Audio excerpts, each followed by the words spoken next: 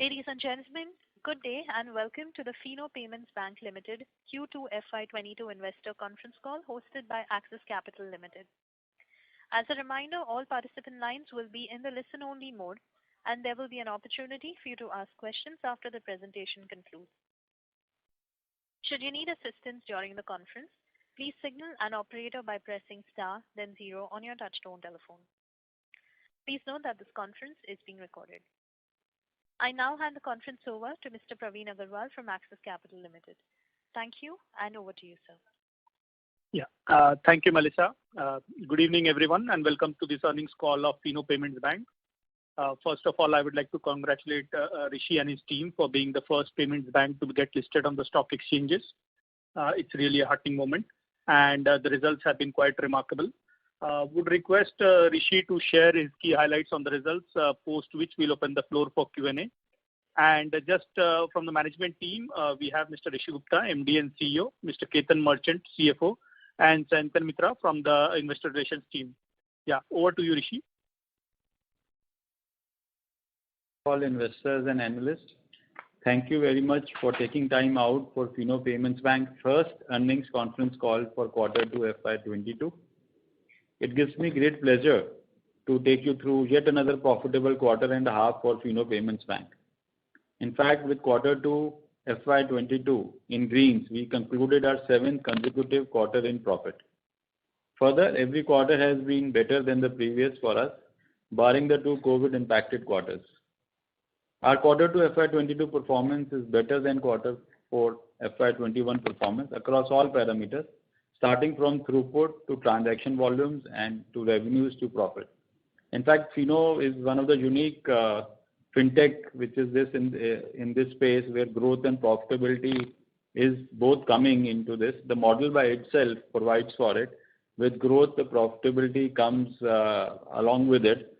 So we are in a unique position and differentiated from the other fintechs where we are able to achieve both growth and profitability together.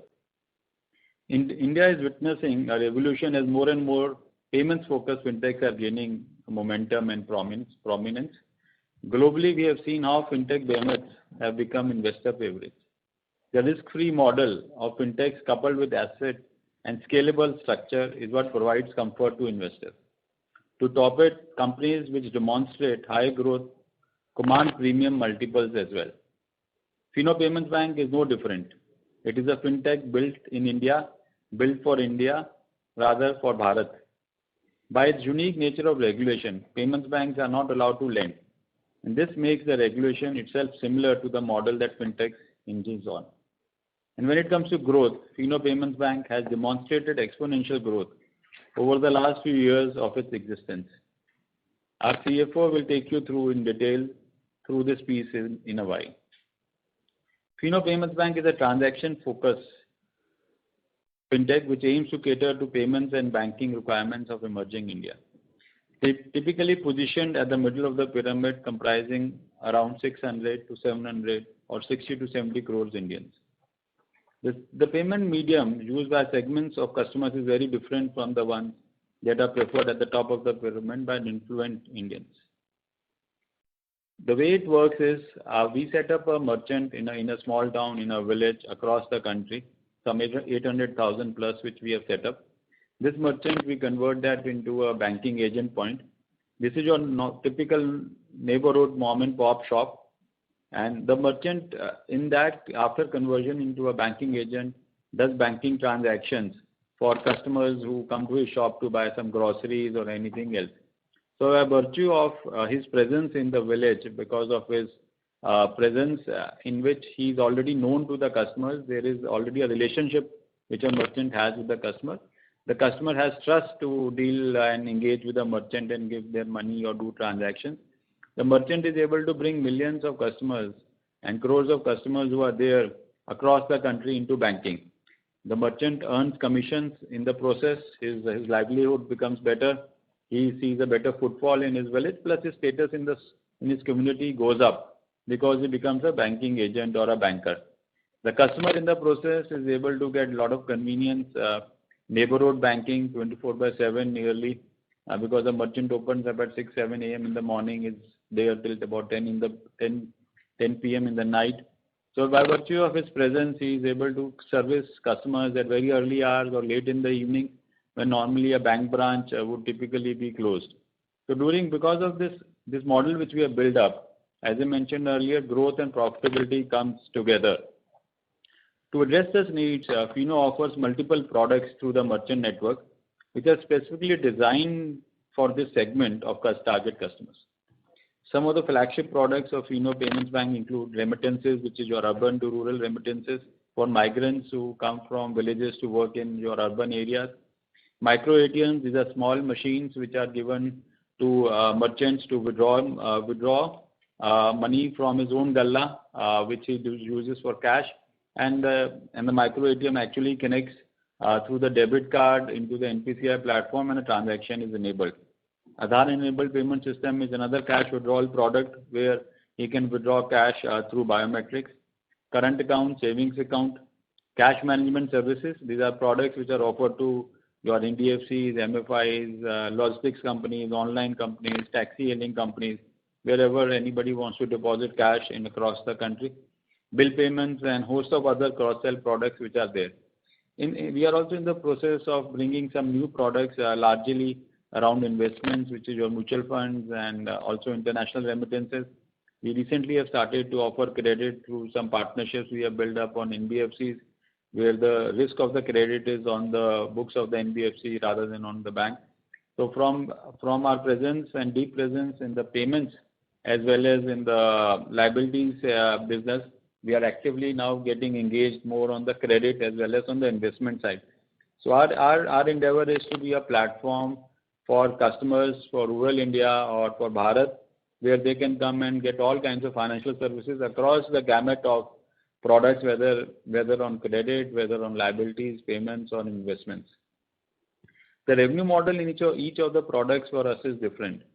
While we charge the customer in products like remittances and CASA, our B2B partners pay for the fees for CMS, and issuing banks actually pays for the interface for micro ATM and APS.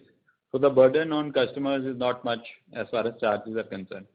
The take rates and gross margins also vary product to product. All of these products generate an organic footfall to our 8 lakh plus merchants, enabling banking points spread across 90% of the districts. As a result, we have a nil customer acquisition cost. This merchant point also acts as a funnel to enable more and more customers into the formal financial services ecosystem.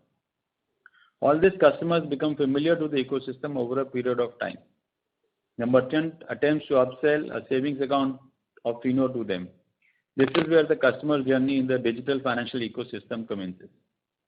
Gradually, the customer starts using digital platforms on their own and transacts on their own. This is where we witness transformation of our customers from an aspirational customer to an affluent customer. With more balances in his savings account, he has more disposable income with him to buy various saving as well as wealth products, which we cross-sell through our ecosystem. With even more transformation, he may require loan products as well. And we have seen a good traction, at least on the pilot, which we are doing on the customer credit point. This opens up a tremendous funnel of opportunity to do more with the same customer. The obvious question which would come in everybody's mind is, why would a customer remain with Fino post his or her transformed journey? We have seen this ecosystem this customers prefers ecosystem which are reliable, trustworthy, and are ready to help them out for any grievance at any point of time. We have largely seen in digital ecosystems alone, there is a very weak grievance handling system. So because of which many customers, and especially our target customers, may not feel comfortable. So the physical ecosystem where physical and digital are married, the customer can actually note down their grievances through our physical ecosystem. So this acts as an added advantage to the customer.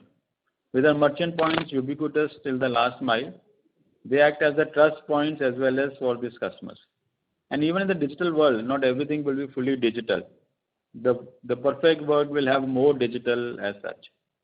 These are also answers the massive growth we have seen on our UPI platform over the last few quarters. Just to share some numbers with you, which are anyway there in the presentation.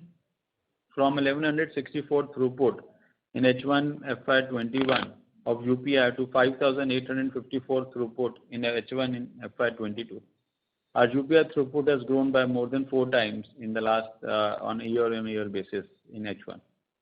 On the overall payment ecosystem in India, we have a segment which transacts in cash and other segments transacts digitally. If you take your attention to slide number 24 of our investor presentation, you will see that both these ecosystems are growing at a phenomenal pace. The cash in circulation right now in India is at all-time high, nearly 29.5 lakh crore. And when you look at the cash in circulation from payments perspective, you need to also look at the velocity of the cash in circulation as well, because the money which is there in circulation multiplies many times during the year. At the same time, digital spends have also grown exponentially. Hence, both these ecosystems offer tremendous growth potential. And Fino is uniquely positioned to gain from best of both the worlds. Because of our physical presence, we can gain physically as well as digitally. With multiple cash digitization products as well as dedicated mobile UPI application, customers of Fino have an omni-channel option to transact. Why do customers repeatedly come to Fino, or why would they repeatedly transact with us? I think our convenience of the neighborhood banking, which I mentioned in the beginning of my speech, they know that merchant personally, which acts as an added advantage.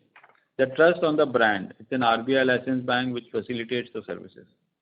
In tier 3 cities and towns of India, one needs to travel to the nearest point and spend money on the same to avail basic banking services. When such services are available at the doorstep of the customer with flexible timings, it becomes a natural choice for them to transact through that medium. Just imagine if you are living in a society anywhere in the country, you go down and you are able to transact for banking services in your neighborhood, just down. It's very different experience than going to a branch which could be a few kilometers or a few miles away. So that is the kind of revolution which we have been able to build. And that is something I would like you to visualize, that going to a merchant shop and doing banking transactions while you also buy your bread and butter. A rapid addition of net current accounts and savings account is a testimony to this, that more and more customers are now coming to our platform. We opened nearly 8.33 lakh new current and savings account in H1 FY22 compared to 11.3 lakh in the full year of FY21. To take you through more such numbers in detail, I will now hand over the call to our CFO, Ketan Merchant.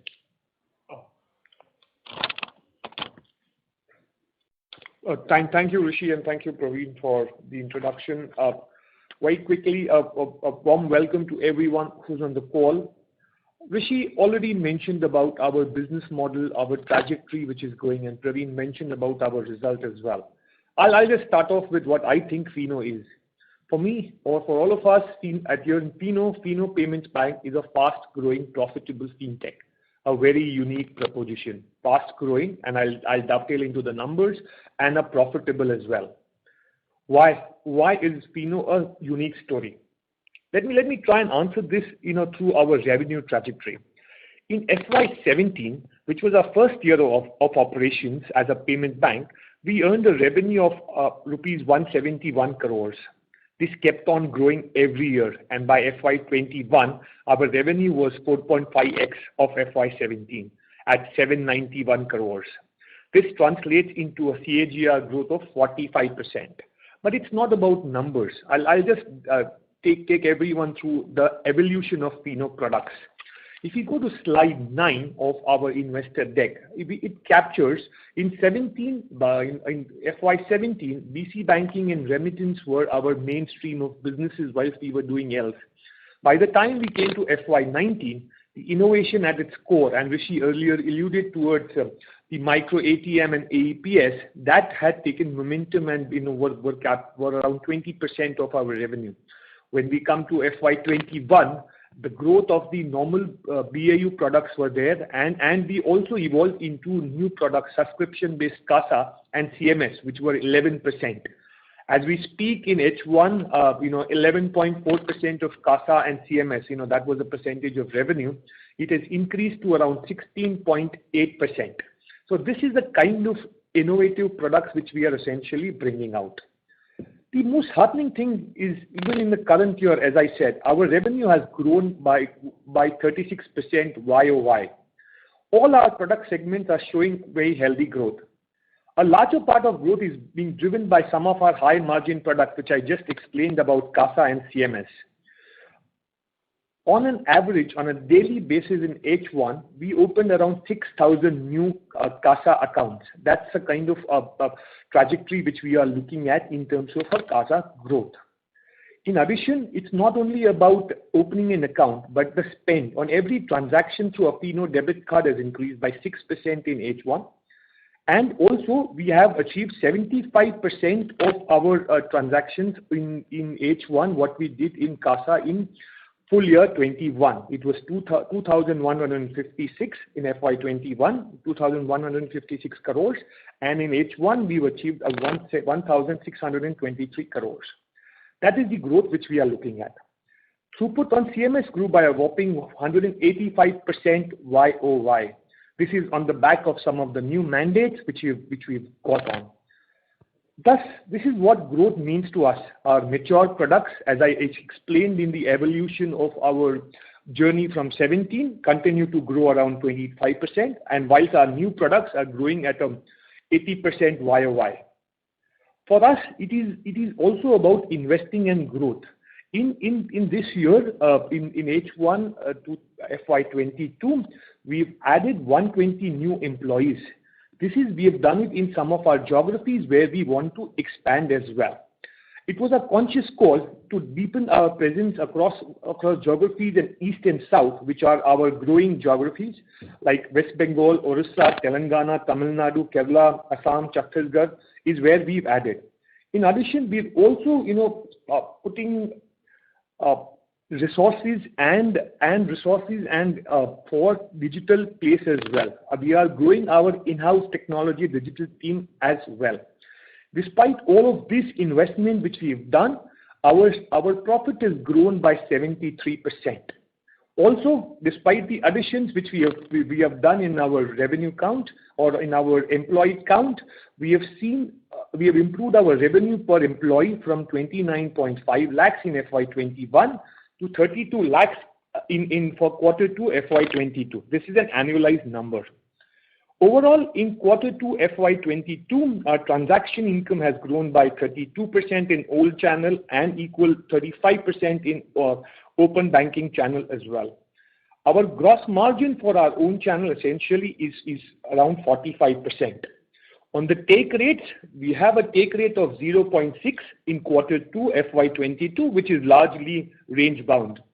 Overall, in terms of margin, our margin is in the range of 34%, 34% in Q2 FY22. That again has stayed largely range bound with an upward bias. All of this combined has helped us to improve our profit margin despite the investment in the people which we've done and marketing expenses which we've done incrementally for the Fino 2.0. Our PAT margins have improved from 2.6% in FY21 to 3.3% in Q2 FY22. For us, it is all about focusing on growth. And as I explained, we are attempting to grow in the digital space. We are attempting to enhance and deepen our presence as resonated by the explanation on the employee count. In addition, ROE, return on equity, is the important matrix where we judge ourselves with. In Q2 FY22, our ROE was excess of 20%, and that's the benchmark which we are essentially looking at. It's a fintech with a difference. Having said that, with the new primary issuance which we have seen, we will, for this particular year, there will be a dent in ROE because of the primary issuance which is come now. But in long term, we are looking at a sustainable ROE of what current benchmarks which we have already achieved. Growth. Just to give some numbers, in the past 5 years, we've grown by 45% CAGR on the top line, as I explained. Currently, our growth is in the range of 35 to 36%, and that is the kind of growth which we are essentially, aiming for. As per the CRISIL report, our industry is expected to grow by 25% with the kind of ecosystem which we have created we would want to continue our current trajectory of growth in the times to come.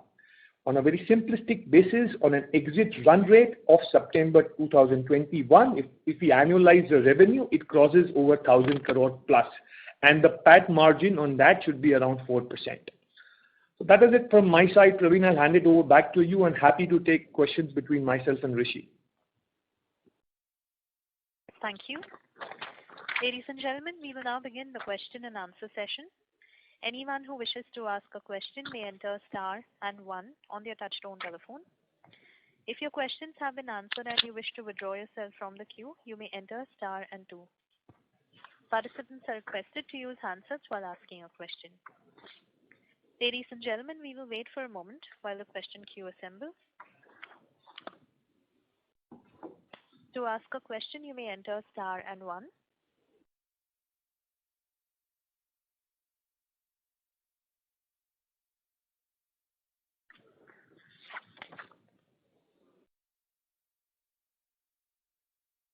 Participants, if you have a question, you may enter star and 1.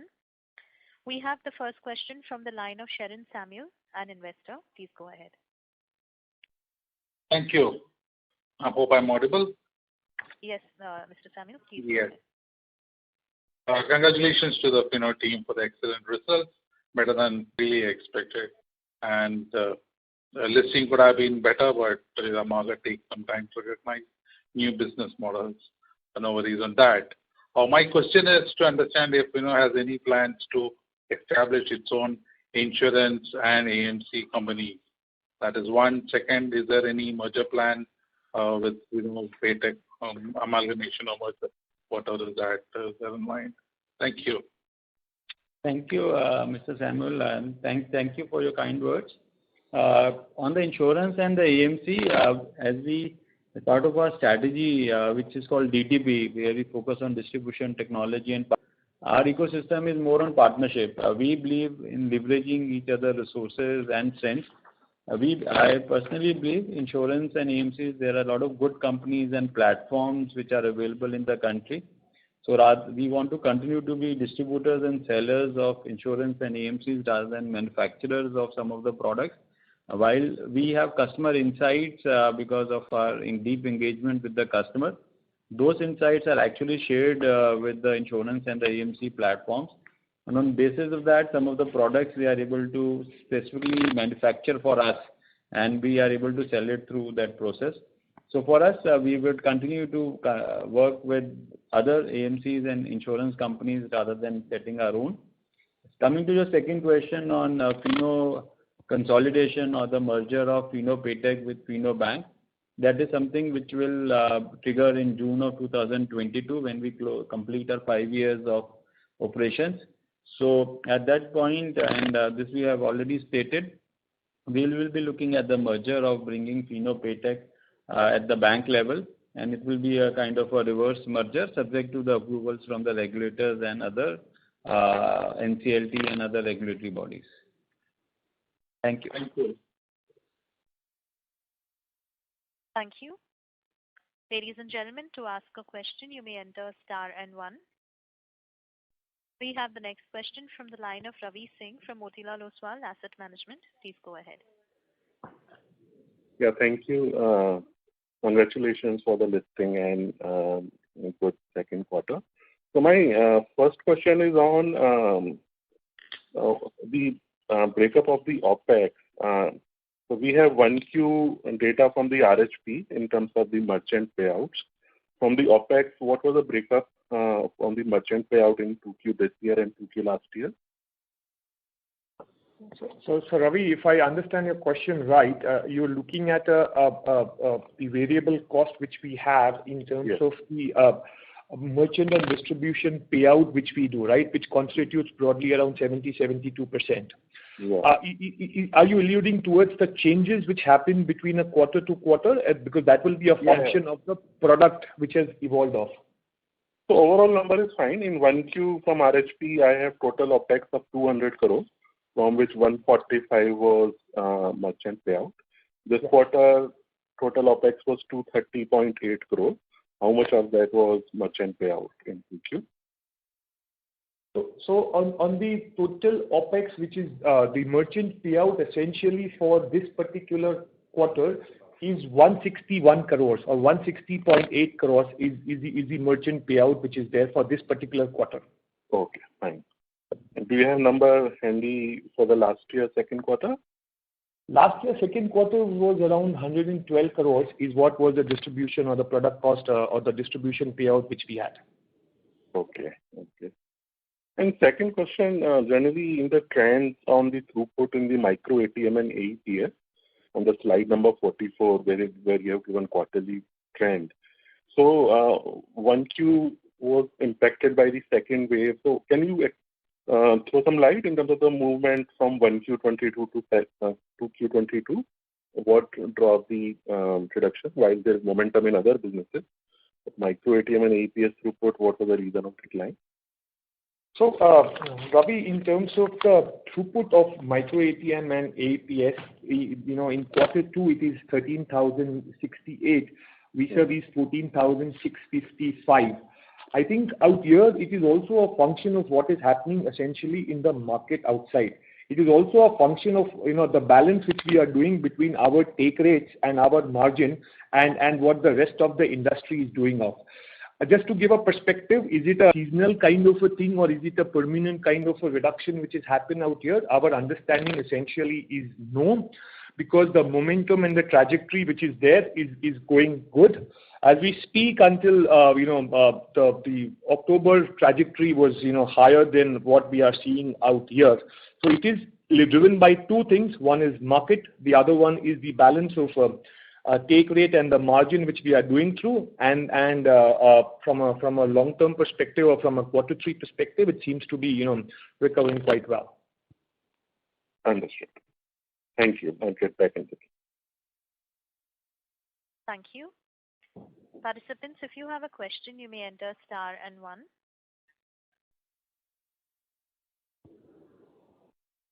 To ask a question, you may enter star and 1. We have the next question from the line of Sri Karthik from Investec. Please go ahead. Hi, thank you for the opportunity. Is there a 80-20 rule that applies to your merchant also, in the sense that would, let's say, the top 20% of your merchants contribute disproportionately to your volume? Any concentration numbers would be useful. Yeah, Sri Karthik, hi. Your assessment is right. It is a retail-driven, model wherein 80-20 definitely applies to us as well, and coincidentally, it is exactly in the range of 80-20. However, for us, it is also the endeavor that we have a separate team which we call a business enabling team, which is trying to reduce that gap up. But currently, as we speak, largely that 80-20 rule for our merchant is essentially applying.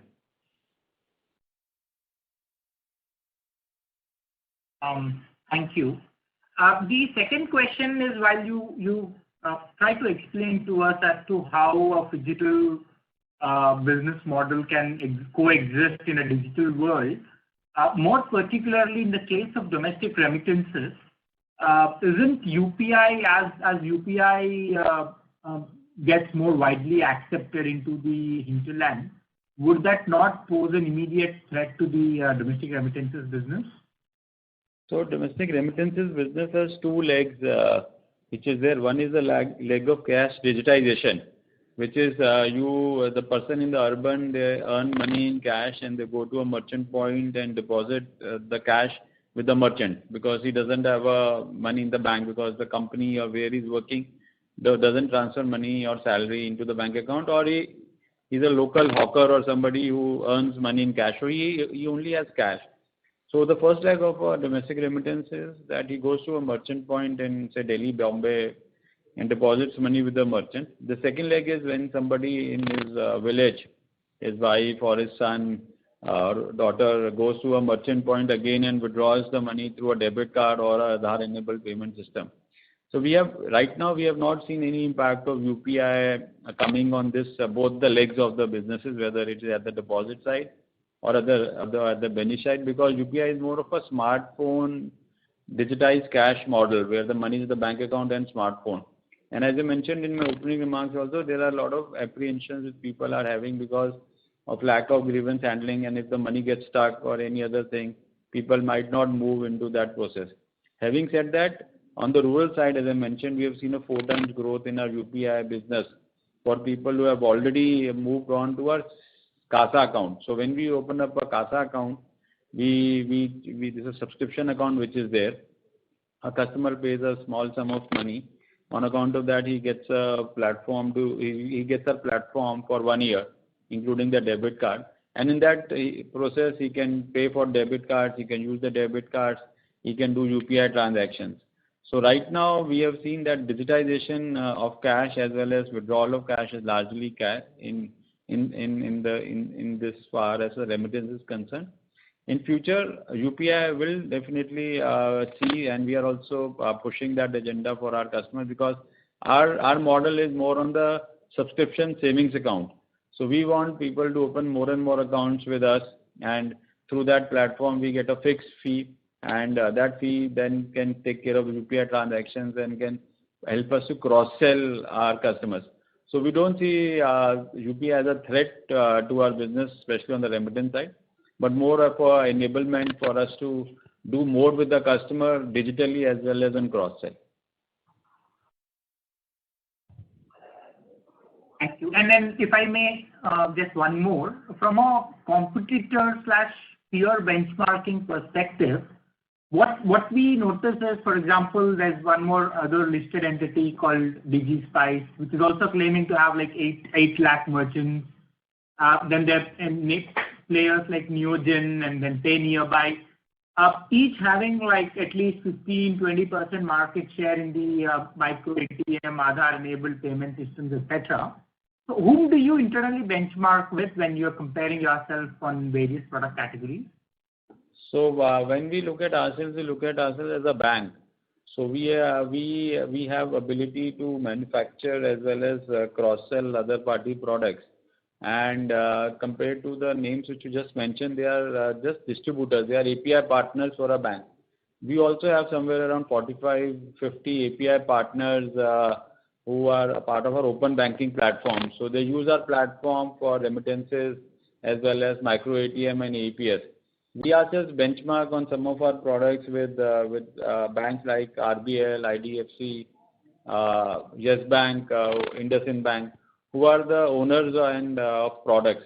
So like we offer CASA products, which is not being offered by others because they are not manufacturers of those products. So that is where our benchmarking is different.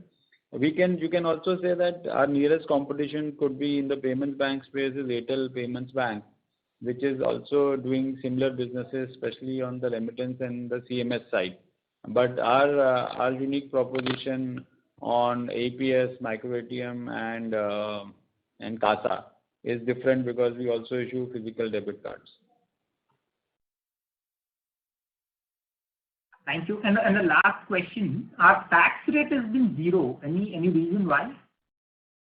So Shri Karthik, we have a accumulated tax loss, and which is why our effective tax rate is 0, and that's how it's going to be for next couple of years. And when you measure your capital adequacy ratio, what is the risk weight that you use, sir? I mean, it's a theoretical question, I know, but where is the risk weight originating from?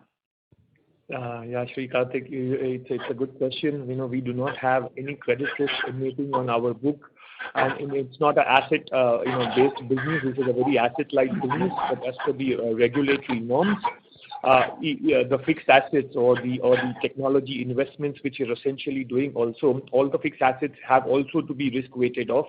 So our risk weighted assets is largely, or there is 0 credit risk. It will be driven by the other assets and fixed assets. That's how our CRAR is measured in terms of regulatory.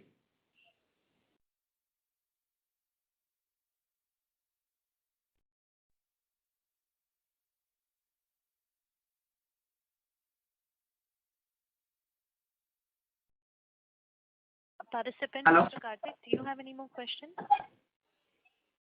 No, I'm good, thanks. Thank you. Ladies and gentlemen, to ask a question, you may enter star and 1. We have the next question from the line of Chandrasekhar Sridhar from Fidelity International. Please go ahead. Hi, good evening. Couple of questions. Just again on this whole AEPS and micro ATM, the throughput flatlining. Just what competitively you said you've taken some calls. Maybe just some more information on that would be useful. Chandrasekhar. On the micro ATM and AEPS, as I said, it is a business wherein in micro ATM we carry more than 50% of market share. In AEPS, we are the fourth largest service provider. From a growth perspective, or from Q1 to Q2, which is 14,655 to 13,068. This is function of two things. One is, if you come and see our margins out here, in quarter one the margins was 50.6%, and in quarter two it is 51.8%. This is on our own channel. On the open banking, the margins are largely flat. We also are enhancing our penetration. If you come and see the onboarding revenue, which is part of our journey in terms of micro ATM and AEPS, from 17.7 crores, it has gone to 24 crores. Sometimes these new customers or the new merchants which you've onboarded takes time in terms of coming into the transaction throughput.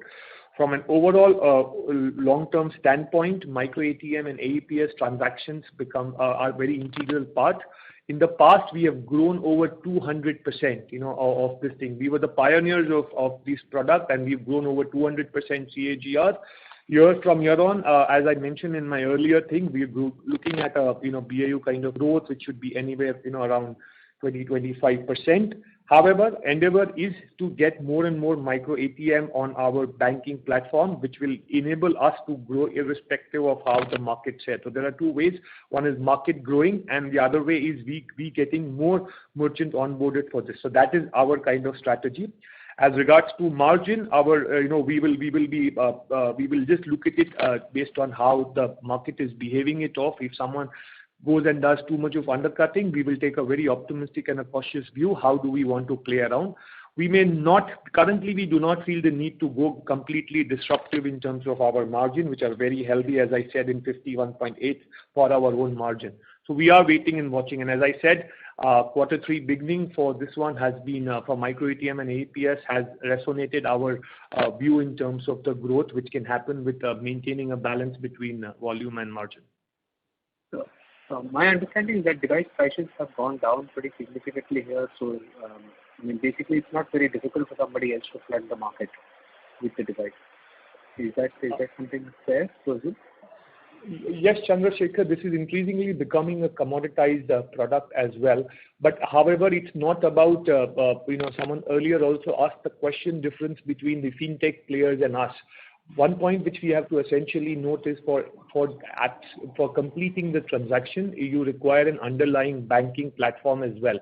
So that's where we are providing. And as regards to the competition on device pricing, etc., it is also about the complete product suite which we are giving.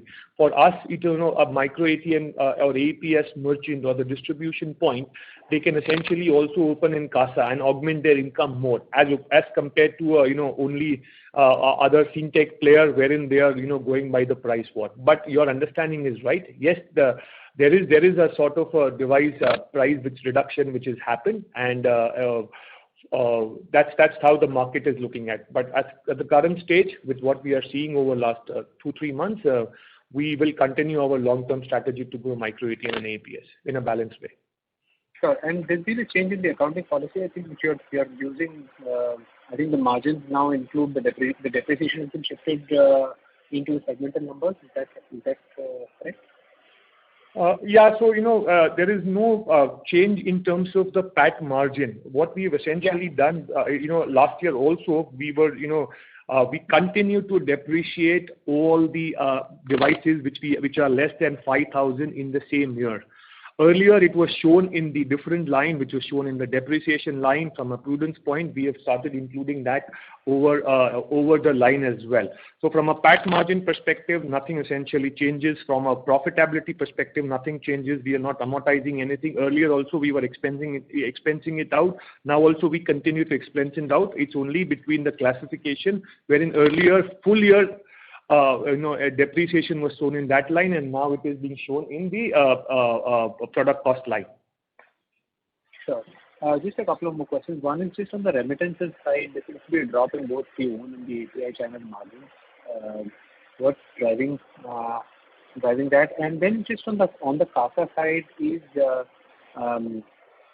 the total revenues which you have, I think, which you reported as close to about 27 crores from the makeup. Sorry to interrupt. This is the operator. Yeah. Mr. Sridhar, your audio is fluctuating, sir. Sorry, can you hear me now? Is it clear? Are you on the handset? Yes, I'm on a handset. Okay, sir, you'll have to be a little more loud, sir. Yeah, can you hear me now? Is it clear? Yes, it's better. Thank you. All right, just the CASA income was about 27.6 crores, but the subscription was 21 crores. Just the differential, is that the interest earned on the CASA or is there something else?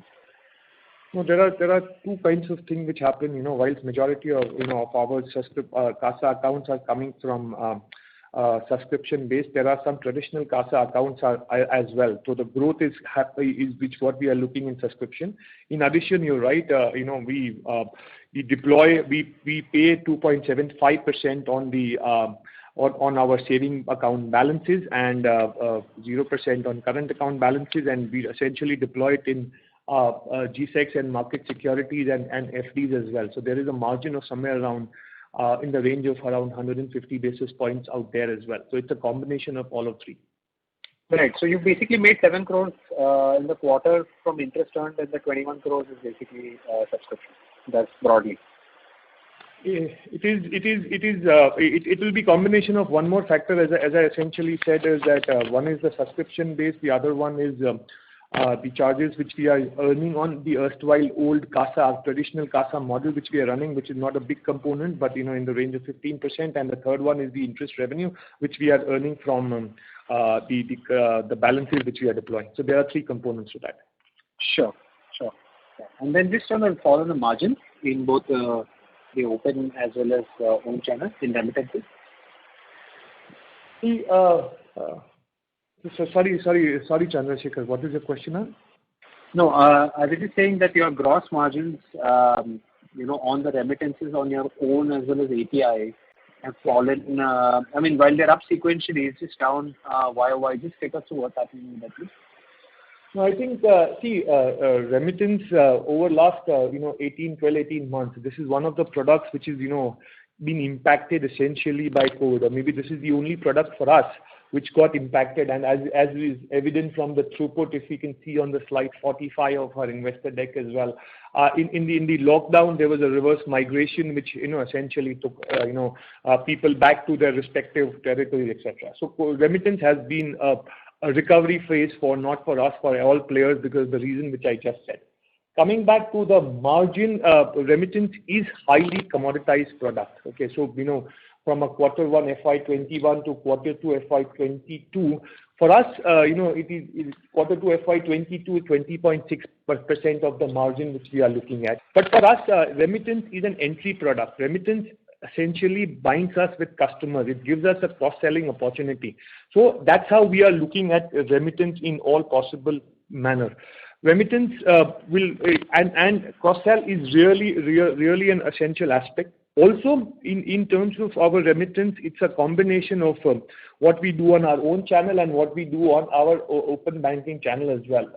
Wherein currently in quarter 2, 80% of our remittance is coming on open banking channel, which generates somewhere around 4% or 3.6% of margin. But the point to note is this margin essentially becomes the EBITDA or PAT margin as well, wherein we do not have to do any further marginal cost.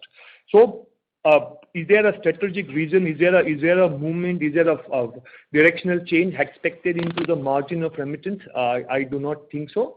it will remain competitive product, and we will also look at growing in a balanced manner, wherein without putting any additional sort of challenges in the market, how do we grow it off, and more importantly, how do we use it as an entry point for customer entering into our funnel.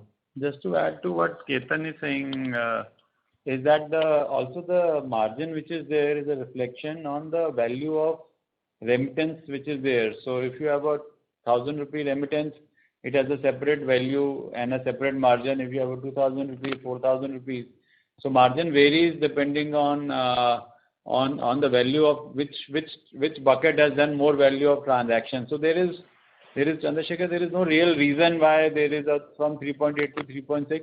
It just could be a factor of some higher value transactions would have happened more in Q2, which are at a lower margin compared to smaller value transactions which are at a higher margin. So it just could be a change in the product, in the mix of the transaction value, per transaction value as such. Understood. Very clear. Thank you. Thank you. Ladies and gentlemen, to ask a question, you may enter star and 1. We have the next question from the line of Ravi Singh from Motilal Oswal Asset Management. Please go ahead. Yeah, just a follow-up. In micro ATM and AEPS, what is the share of open banking in throughput and how has it changed? In terms of micro ATM and AEPS, approximately 75% of our business essentially is own banking. And has it evolved over a period of time? I think the balance is essentially there. Having said that, we are making conscious attempt to grow both AEPS, micro ATM on our own channel and as well as the open banking channel. Sorry, you have a second question as well? No. So that was it. So just to be clear, 70-80% on own and rest on open banking. And remittance is reverse. Their API or open banking is higher. Remittance, yes, it's a strategic call that wherein we are trying to maintain anywhere in the range of 70-80 of open banking. Fair enough. Thank you. Thank you. Participants, if you have a question, you may enter star and 1. We have the next question from the line of Hiten Jain from Invesco. Please go ahead. Yeah, hi. Just to get some more clarification on micro ATM and AEPS, is it that this quarter you have lost market share in that segment?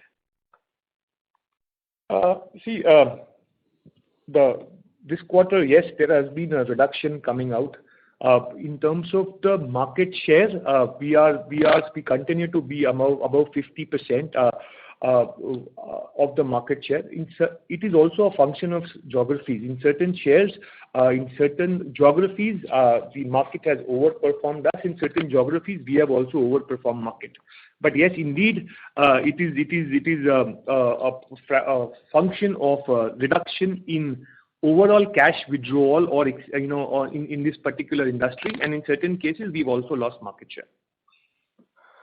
Okay, and what would you attribute to, because given what you were saying that the currency in circulation is quite high, so is it that there has been less usage of cash while this is just one quarter, but any reason that you can attribute to in terms of reduction in withdrawals in cash this quarter? No, not really. Actually, we should not take this one quarter as a reflection of any change in the cash in circulation or anything else.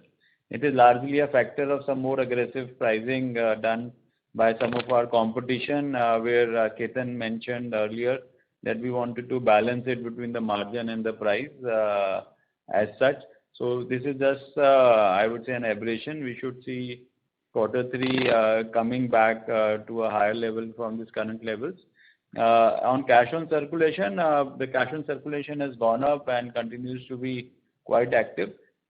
Sometimes you can say that in COVID-1 or COVID-2, which is in Q1 FY22, we saw a higher cash withdrawal also because of the fact that there was a lot of panic which was there amongst people. So cash in both in COVID-1 as well in COVID-2. Where people draw 6,000 rupees, they withdraw 10,000 rupees, and they kept something for medical reasons and for other reasons. That is one of the reasons why you see a jump in Q1 FY22 in spite of COVID, largely because of some cash holding which people did in Q1. This could again be a reason that they are surplus cash, so that's why the number went down in Q2. But from a cash in circulation point of view, with 29.5 lakh crores of cash in circulation and multiple velocities during the year, there is no structural change which we can see in cash withdrawal. It continues to be good. We have seen our October-November numbers. It is much healthy. Sure. If I can ask you to explain that point where you said that competition is increasing the pricing there, because even many fintech companies, because they don't have the payment bank license, they need a bank behind it, which is their open banking transaction business.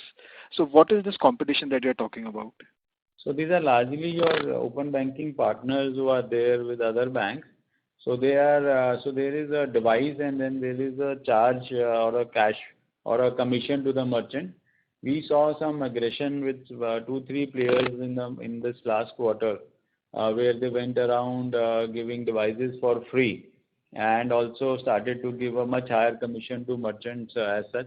We believe this is more of a momentary, maybe a 1-2 quarter phenomena as such, and hopefully things will start coming back. This is a game which we have stayed away from playing in the past, and that is why our balance on margins are good as such. So it is nothing else which is there, more of a irrational competitive behavior with 1 or 2 players, especially on the micro ATM side, because they wanted to grow their own business. Our APS numbers are better than the number. Only micro ATM has come down because of this aggression which we saw with some of our other fintech players in the market.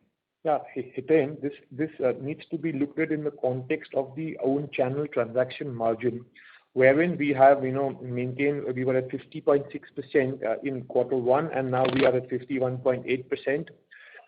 So for us, it is about balancing the two rather than aggressively, unnecessarily going on a disruptive manner, because it's a temporary kind of a thing. So that's where our strategy is, and we stuck to the strategy. And as Rishi said earlier, with the same strategy, we are seeing kind of a growth coming back in the half of the Q3 which we've seen. If you see in our other products, CASA has gone up by 74%. 74% of accounts open in FY21 have already been opened in FY22. On CMS, again, we have seen a very healthy growth on our system. Micro ATM is the only product because of unhealthy competition.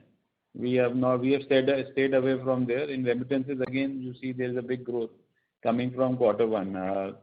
It's not a very big decision to be taken if you want to recapture the micro ATM market share by getting into more aggressive competitive pricing. Right now, we have stayed away from that. And Rishi, what makes you think that this is a temporary situation where the competition is being aggressive? What makes you think that? So because there is a cost of losing business as such, or doing business at free. So the fintechs which you mentioned are not that heavily funded compared to some of the big fintechs which are in the B2C urban category. So they have limited pool and limited capital. So for how long will they be able to fund such kind of losses in their businesses?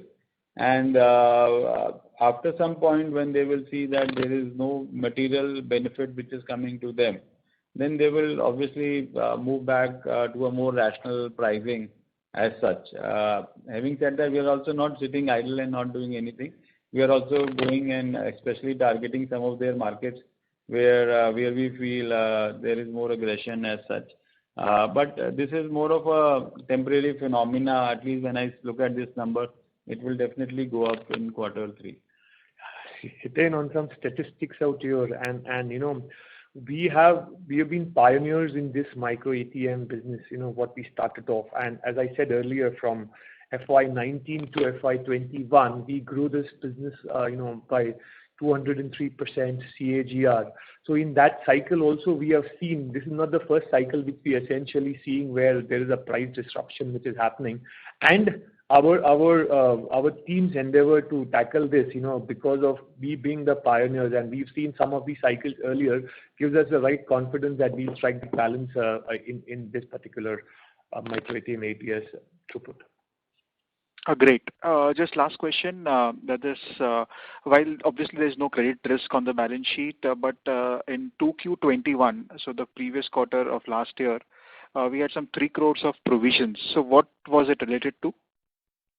So this was one of the old outstanding which we had to receive on account of our B2B business, which was there, and that's why in the Q2 FY21 we had this provision coming. Our business is more skewed towards retail, as we speak, and as it has evolved over during the year, and there is nil provision for this half year or this quarter as well. So this would be from the CMS business? This would be essentially from our business correspondence business, wherein our banking correspondence, wherein we provide transactions and we do provide services, B2B services for a couple of other financial services players as well. So, that's a model which we are, running in addition to our own retail product as well. So this was pertaining to the BC business which we carry on. All right. Thank you. Thank you. We have the next question from the line of Jayesh Gandhi from BNP Paribas Mutual Fund. Please go ahead. Hello, am I audible? Yes, sir. Please. Hello. Yeah. Thank you for the opportunity. First question is on remittances. So I remember having a discussion at the time of the IPO that the remittance business should come back once the reverse migration issues are behind and lockdown, etc., are removed. So how are you seeing that change on the ground? Yeah, good afternoon, good evening. So if you look at the number, which is slide number 45, if you look at the throughput, our Q2 throughput on remittances have come to 9,449 crores, 9,449 crores. This is very close to Q4 21 and even higher than Q3 21. And it is roughly 1.5 times higher than Q2 FY21. So the business, as you can see from the throughput itself, has come back substantially and nearly 100% to pre-COVID levels. Fair enough. So how do you see the growth there next year or the next few quarters? So we expect the growth, this Q2 growth on remittances over Q1 is it's a nearly 25% growth in that or even more. So we don't expect that number of incremental will be there. We expect around 15% or so growth coming on this on a year to 15 to 20% growth coming on this platform on a year-to-year basis. This is an established product for about 4 or 5 years now, and we should be more around 9,000 to 10,000 crores of throughput on a quarterly basis on a going run rate. Okay, and do you see? So you're saying 15-20% growth next year is what you're saying? On a year-on-year basis. Year-on-year basis. Okay. So that was first. So that business should come back. A second question was on the balance sheet side. So obviously the IPO happened. I think the balance sheet numbers are still muted. Can you give me some updated numbers on the net worth, etc.?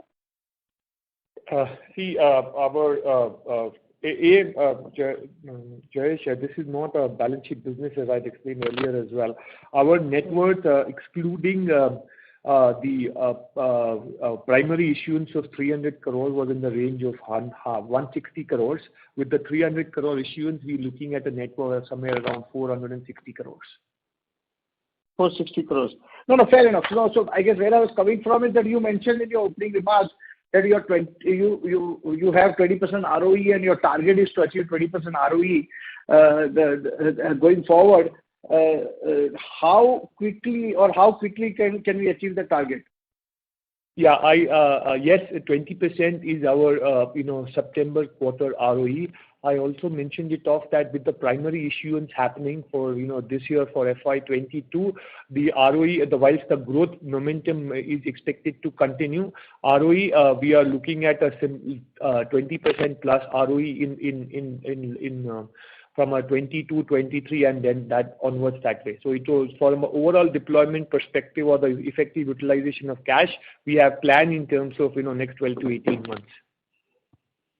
No, fair enough. But how do you get to 20% ROE? How quickly? Is it a 2-year target, a 3-year target? Yeah, we are looking at coming in over the 2-year period. Wonderful. Good to hear that. Thanks. And all the very best. Thank you. Thank you. We have the next question from the line of Sharon Samuel, an investor. Please go ahead. Yeah. Thanks to be again back here. 2 questions. First one is there the impact of government schemes on agriculture front with a lot of money is flowing to the agriculture economy at this point? What has been the impact of? I'll ask my question after that. Okay. On the first question, yes, definitely the government money as well as the other agricultural growth in rural definitely helps the rural economy and consumption in the rural space. Especially during the COVID, we saw COVID-1 when government gave out 30,000 crores last year during the first quarter. That definitely helped the rural economy and helped the government. Right now, the government is not giving any subsidy or anything else except for the food subsidy, which they are giving through FCI and through PDS platform, which does not impact our business directly, I can say. But yes, some money which get people free from PDS would definitely come for consumption in other businesses. Sure, thanks. What about brand promotion activities which Fino is taking? As I understand, Fino has 8.1 lakh as per your presentation. I'm sure it's more of 8.5 lakh branches at this point in time. You should be the largest open branch or bank branches in India. Even postal will be around 80,000 or SBI is half of that. There should be a little more brand promotion which Fino should be doing. Should a lot of data on the middle of the pyramid people. What is the plan for doing that? You are absolutely right. A part of our fundraise is also for building up more on the brand and marketing. Recently, so we are doing a couple of things. One is recently we tied up with Pankaj Tripathi as our brand ambassador. So a lot of engagements around him on TVCs and other pamphlets and other things are there. Many times we don't see them because our target audience is different and people don't really experience Fino firsthand because this is largely meant for the mass market and the middle segment, so to say. So we like advertise in channels where our mass market segments are viewing. So you would not probably see them. Second, if you go around some of the BPCL outlets across the country and highways and rural and semi-urban, you will see Fino branding in many of those outlets. Thirdly, we are also doing board and promotions at the merchant level, which we keep on doing a few thousands every month. We keep on adding to the merchant ecosystem. And fourth is that we do quite active on the social media digital channels, but they are also largely targeting our customer segment per se. So that is one challenge which we have. A lot of people who are there on the call would not have experienced Fino either on the marketing brand promotion side or on transaction platform because our target segments are a little different from this target segment. Sure, thanks. My question was more towards investing community than to the retail rural economy. Pankaj Tripathi was an excellent choice, must say that. Thank you. Thank you. As there are no further questions, I would like to hand the conference back to the management for closing comments. Please go ahead, sir. So thank you all for participating in the first earnings call of Fino. It's been a phenomenal year. We thank our investors who have put their faith and trust in Fino. We continue to perform, and our last 7 quarters is a testimony to the fact that despite the COVID restrictions or the issues which we had with COVID, our company continue to perform well. We will continue to perform, and on Q2 you have seen a good growth over Q1. Our endeavor is that this will continue in the foreseeable future, which is there. And I wish you everybody on this call a very nice evening, and look forward to more engagements in the future. Thank you, members of the management and Mr. Agarwal. Ladies and gentlemen, on behalf of Axis Capital, that concludes this conference. Thank you for joining us, and you may now disconnect your lines. Thank you. Thank you, everyone.